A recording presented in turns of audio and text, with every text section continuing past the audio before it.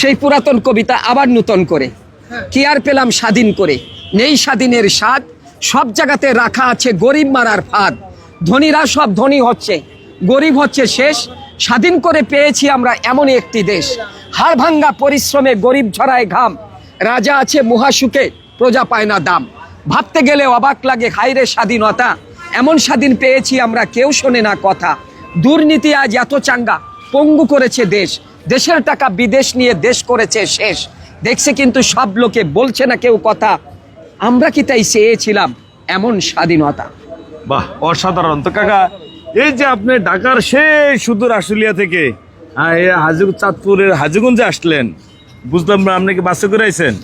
আমি তো বাসে করে কি ছাড়া প্লেনে আসবো? আমাকে এখানে প্লেন ছাড়া লঞ্চে আসা যায়, বাসে আসা যায়, ট্রেনে আসা যায়। তবে যাওয়ার ইচ্ছাটা আছে লঞ্চে। লঞ্চে মানে লঞ্চে যাবেন কি লেগা? শখ, মানে কি শখ? এই নদী পথে যাবো, কিছু লিখবো, দেখবো, কিছু লিখবো। মানে প্রেমিক প্রেমিকা করে নিয়ে কোনো কবিতা আছে? না, প্রেমিক প্রেমিকা নিয়ে কবিতা আছে, কিন্তু ওটা আমি প্রকাশ করবেন না? প্রকাশ করবো না, ওটা আমার লেখাই। আচ্ছা আচ্ছা, আর দুর্নীতি নিয়ে একটা কবিতা। দুর্নীতি, আসলে দুর্নীতি নিয়ে অনেক কথাই বলা যায়, কিন্তু সব কথা বলতে চাই না, কারণ সব কথা বলবো, থাকবে না। একটা কথা বলবো, সেটা হলো কি, আমরা যে মানুষ, আপনারা একটু বিবেচনা করবেন, আমরা যে মানুষ সৃষ্টির শ্রেষ্ঠ, কিন্তু আমাদের মনুষ্যত্ব, আমাদের মানবতা, আমাদের বিবেক সব শেষ হয়ে গেছে, দাপন করে দিয়েছে। এখন মানুষ আর সত্যের পথে নাই, সত্য কথা বললে পিঠ বাঁচে না, সত্য কথা বলা যায় না।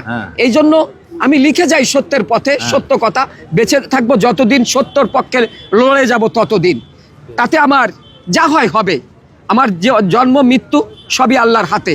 তবু আমার কলম কখনো মিথ্যার পক্ষে লিখবে না, সত্যের পক্ষে, দুর্নীতির বিরুদ্ধে লিখে যাবে ইনশাআল্লাহ। তো এই যে ধরেন আপনি যে সেই শুধু ঢাকা শহর থেকে আসলেন, আসার পরে যে হাজীগঞ্জে আসলেন, আসার পরে দেখছেন আপনাকে দেখার জন্য কত মানুষ এখানে আছে। হ্যাঁ, এই যে জনপ্রিয়তা দেখে আপনার কাছে কি মনে হচ্ছে? আসলে জনপ্রিয়তা তো দুই কারণে মানুষকে ভালোবাসে, চিনে। একটা হলো ভালো কাজ, আর একটা হলো খারাপ কাজ। যদি কেউ মানুষে নাম করতে চায়, সমাজের মানুষের কাছে চিনতে চায়, তাহলে হয়তো তাকে সবচেয়ে ভালো হতে হবে, নয়তো হলে খারাপ হতে হবে। তা আমি বলবো কখনো খারাপের পথে কেউ যাবেন না। আচ্ছা আচ্ছা, এই যে মামুন লাইলার যে নিয়ে একটা কবিতা লিখছিলেন, হ্যাঁ, এই কবিতাটা আবার একটু কোন? না, এখন আর এখানে আমি ওই কবিতা, আরে মামুন লাইলার কবিতাটা কোন? মামুন লাইলা ওগুলো বাদ, ওগুলো নিয়ে, কারণ আমি বলেছি খারাপ না, ওগুলো খারাপ জিনিস নিয়ে আমি আলোচনা করতে চাই না, সমালোচনা করতে চাই না। খারাপ সবসময় খারাপ।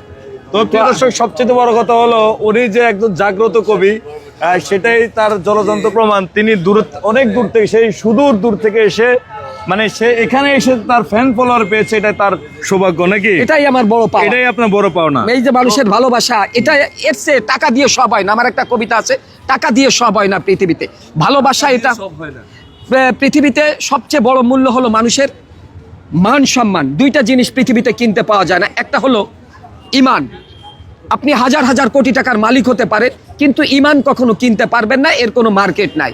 আর দুই নাম্বার হলো মান সম্মান, এটাও কিনতে পাওয়া যায় না, অর্জন করতে অনেক সময় লাগে, যেতে সময় লাগে না। তো আমি একটি কথা বলবো সবাইকে, প্রিয় বন্ধুরা, খারাপকে ভুলে যান, ভালোকে তুলে নেন, ভালো হন, ভালোর পথে চলেন। দেশ আপনার, দেশ আমার, দেশ আমাদের সকলের। দেশকে ভালোবাসেন, দেশের ভালোবাসার মানুষের পাশে থাকেন। এখানেই আমাদের সকলের এটাই হোক কামনা। আজ যেখানে আবার কোনো এক প্রান্তে হবে দেখা, ততদিন ভালো থাকবেন, সুস্থ থাকবেন আমার সঙ্গে। আল্লাহ হাফেজ।